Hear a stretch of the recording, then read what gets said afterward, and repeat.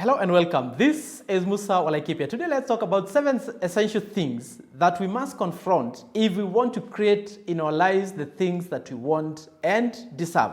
Number 1, we need as individuals to confront our fears. Once we face the things that we fear, the fear of that thing really disappears. You can start by believing in yourself.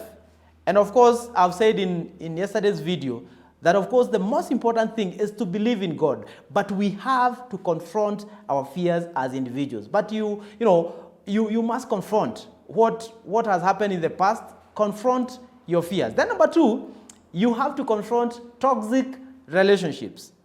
We have talked about this for this month. If you go to Tabi Sue's YouTube, you'll find her talking about 22 episodes of confronting toxic relationships. If you keep allowing someone to zap your energy, actually it's your fault. Fuel or feel free to talk about how the relationship is affecting your own disposition in life, and don't feel bad about doing so. There are so many people who are in toxic relationships, and more so when it comes to woman-man relationship, and we need to confront those. And of course, seek for help. Look for professional help. Look for someone to talk to. But you must, as an individual, confront toxic relationships. We have to confront our own bad habits. We are the creatures of habit, and like me, you may have some bad, things that have embedded in your life and through repetition and has prevented progress. And one such bad habit, and I've really fought up with this one, is procrastination. As an individual, I have to confront. If there's something that I want to do, in the past I have procrastinated a lot, and that one brings a lot of trouble, even in your schedules. And therefore, I have done that, I have confronted it, and you as an individual, we have to confront our bad habits. And then, we need to confront the excuses that we tell ourselves. If we keep on finding excuses for why we don't take action, for why we don't want this in life, there is no way, there is no way we are going to get things done if we keep on giving excuses. And therefore, it is very important for you as an individual to confront your excuses. In fact, excuses are lies that we tell to ourselves. I need to read this book, I'm going to do this, but I'm waiting until this happens. We need to start and confront the excuses that we tell ourselves. We also need to confront our own doubts and beliefs. I talked about this last week. You'll never get where you want to go if you don't believe it is possible.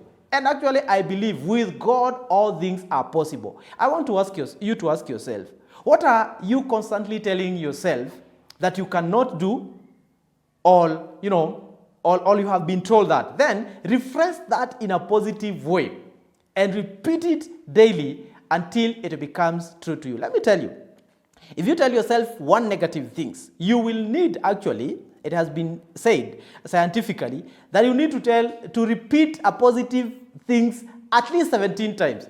And therefore, if you have told yourself a negative thing once, you need at least to repeat another positive thing 17 times. Wake up and tell yourself that you can be able to make it. Remove disbelief and doubts from your life. We have to also confront our own criticism. If you constantly talk bad about yourself, or how you look, or how you cannot be able to do this, on how you are not capable, how you are not worthy, how you are not beautiful, how you look this way or that way. By the way, when I was growing up, I'll share with this one with you some other day. I really did not like my hair, but I had to confront that criticism of myself. And actually, I came to even love, my kind of hair, because people would always think that I've applied something on my hair. But it has been like that, and it is natural. And therefore, nothing will happen until you start confronting your own personal criticism. Sometimes we criticize ourselves because we are comparing ourselves, but we are all unique. God has created us uniquely, and we must live in our own individuality. Getting back on my hair, you know, I was born in times when every young man wanted to do afro. And I wanted also to do an afro, but my hair could not allow that. My hair could not, you know, stand by itself. It really wanted to, you know, to curl itself and those kind of things. But I confronted that kind of personal criticism, and actually, I really like my hair. We also need to confront how we spend our time. If you constantly complain that the day is finished without completing what you wanted done, you should start prioritizing the things that you want to get done and then stick to your list. And this is very important.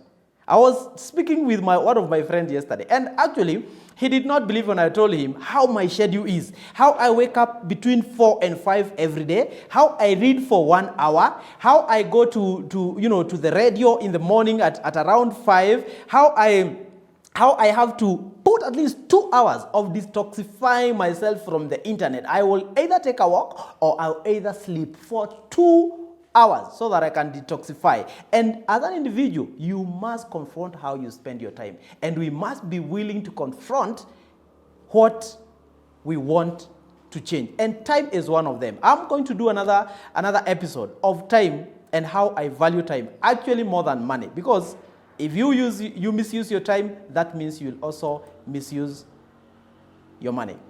This is my opinion, and this is Musa Wa Laikipia, a personal development consultant and a youth mentor. And thank you for watching. God bless.